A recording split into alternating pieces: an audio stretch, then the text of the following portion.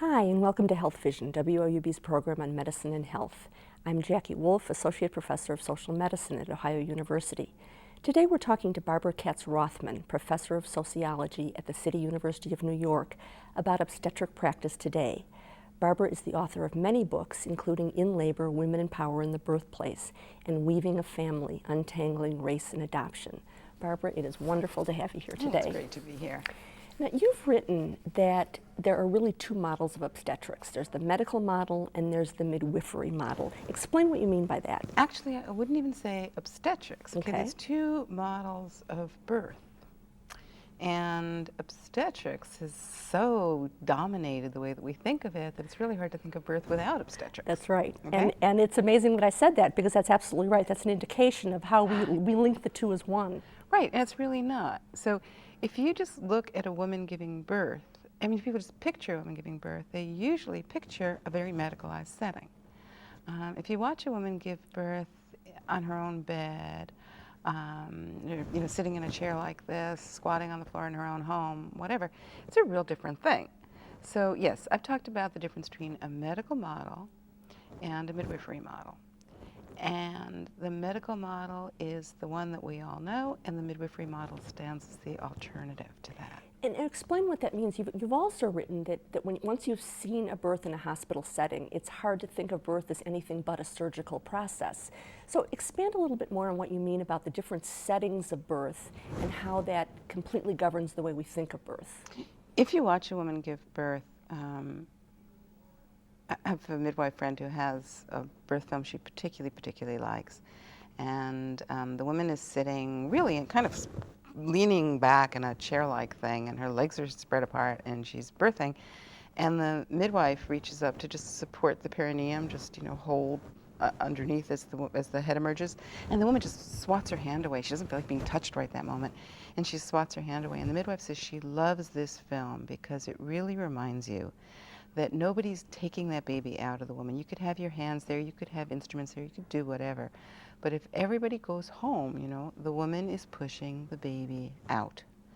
And the notion that who's doing what to whom is really the difference between these two models. Well, I think it's interesting, the vocabulary. The traditional term, when midwives governed birth, the traditional term was catching babies. And American midwives defined their occupation as baby catchers. That's Right. what they did. They caught babies, which kind of implies that all they do, it's a very passive act. All they do is hold out their hands. The woman produces the baby, they catch the baby. But what term do doctors use? They deliver a baby. Right. So it's the doctor doing the action, and the baby can't I've had appear. newspapers delivered. I've had a couch delivered. I've given birth to a baby. These are really different, okay? When you deliver a baby, the person who delivers it is the person who births it. And you're delivering it into the hands of someone else. The language we use is the doctor delivered the baby, or, oh my goodness, the cab driver delivered the baby. The woman births this baby. And sort of moving that, when you see the woman doing it, you really can see who's the power, who's the locus of action. I hesitate when you say the midwives are passive. There's skill involved here. I don't think it's all that passive. The woman who swats your hand away and is pushing this baby out just fine is one thing. The woman who is not pushing well or might be tearing might need that support. So humans have midwives for a reason. They say the only other mammals that use midwife, or the only animals that use midwife, are dolphins. Because it's really tricky to keep bopping up to the surface to get air, get the baby up to the surface to get air, and give birth all at the same time. So some other dolphins swim around and just bop you up.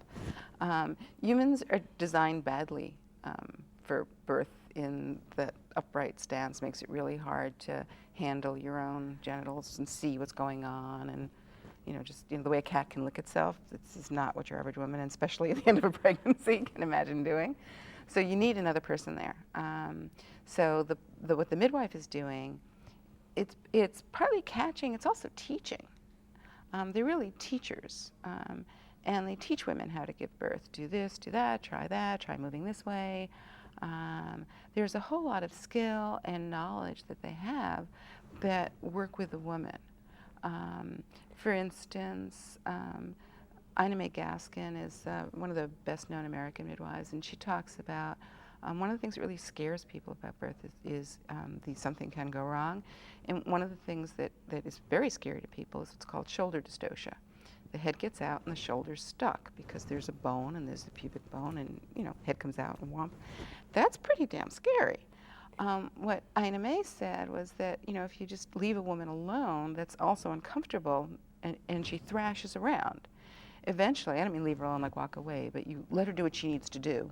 And she found that women will often end up hands and knees. They will roll over and be on their hands and knees. The just shoulder, by instinct, that women well, will just... I don't know if you'd call that instinct, but eventually she might find that position. She found feels better, or... You just keep moving, and then the shoulder drops. What Ina May does is when she has a shoulder dystocia, she doesn't wait for the woman to roll around. She's skilled. She's seen this before, and says, try getting on your hands and knees, and the shoulder drops.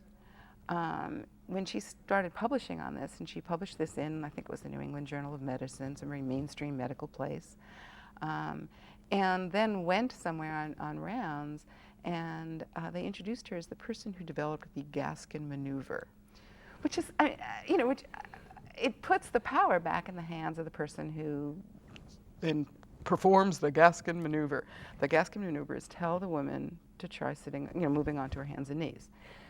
I think it's a really telling example. Well, that's real medical lingo. I mean, you always give it a name, and the doctor gets the credit for designing. Plants a little flag. And I wonder, now, why do you think in the U.S., I mean, the answer to this may even be obvious, that we have embraced the medical model and kind of don't even think in terms of what you call the midwifery model? Well, I think, as an historian, you can answer that one better than I can. There was a very aggressive campaign quite some time ago that was racist and anti-Semitic and anti-Irish and anti-immigrant and horrible about all of the various kinds of midwives that women were using, that all kinds of women in the States, immigrants brought their midwives, African-American women in the South had their midwives.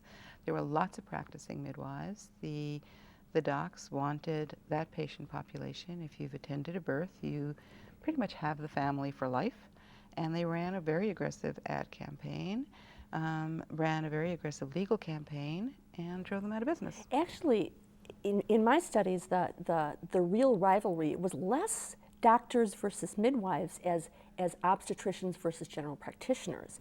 That was the real rivalry. Well, that's the interesting thing that distinguishes the States from most other countries, that the U.S. is pretty much the only place that simply outlawed and finished up its midwifery. In other places, some midwives remained, and the logic has been that the other difference about the U.S. is we're the only ones where virtually all births are attended by obstetricians. So they really need to drive those remaining midwives out of practice. So I think you had the OBs versus the general practitioners, and then those remaining midwives became something. Well, one thing the American College of Obstetricians did in it might have been the 1940s or 1950s, they made a rule that only doctors who limit their practice to women could join their professional organization. Right. And that was the way that they kind of deselected the general but practitioners. By that point, they'd gotten rid of most of the midwives.